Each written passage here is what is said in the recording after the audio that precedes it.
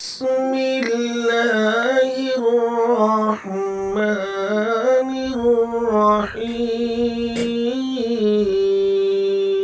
نکاح، زبردستی نکاح سوال کیا ہے کہ ایک لڑکی ہے، اس کا نکاح اس کا والد زبردستی ایک جگہ پہ کر رہا ہے، جبکہ وہ لڑکی باپردہ، دیندار، شریعت کی پابند اور مدرسے کا بڑی ہے، قرآن مجید حفظ کیا ہے، اور اس کے گھر والے اس کی زبردستی جو نا وہ شادی اور نکاح اس کا کر رہے ہیں کہ دنیا دار لوگوں کی۔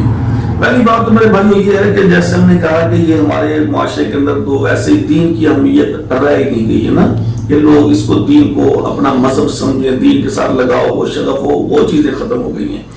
تو دوسری بات یہ کہ اس سوال کے مطابق زبردستی اگر وہ لڑکی راضی نہیں تو اس کا نکاح کیا جائے تو قطعاً جائز نہیں ہے، شریعت اسلامیہ کے یہ خلاف ہے۔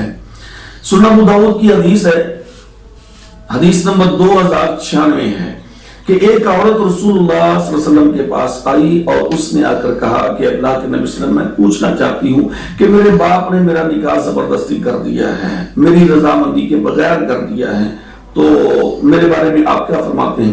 آپ نے فرمایا تیری کیا رائے ہے؟ اس نے کہا جی آپ پہلے مجھے مسئلہ بتائیں نا۔ آپ نے فرمایا کہ میری بہن تجھ کو اجازت ہے، جانا چاہتی ہے چلی جا، نہیں جانا چاہتی تو بے شک تو نہ جا۔ اس نے فرمایا نہیں اب تو میں چونکہ میرے باپ نے نکاح کر دیا ہے، لیکن میں صرف پوچھنا چاہتی تھی، مسئلہ پوچھنا چاہتی تھی لوگوں کو بتانے کے لیے کہ کیا اس کے اندر عورت کا بھی عمل دخل ہے یا نہیں ہے، اس کو وہی جاہلیت کی طرح بھیڑ بکری سمجھ کے جس کے مرضی ہاتھ سونپ دیا۔ آپ نے فرمایا نہیں، عورت کا مکمل حق ہے۔ اگر اسلام یہ کہتا ہے کہ لا نکاح الا بولی، کہ ولی کے بغیر نکاح نہیں ہے، تو اسلام یہ بھی کہتا ہے کہ لڑکی کی اجازت کے بغیر بھی نکاح نہیں ہے۔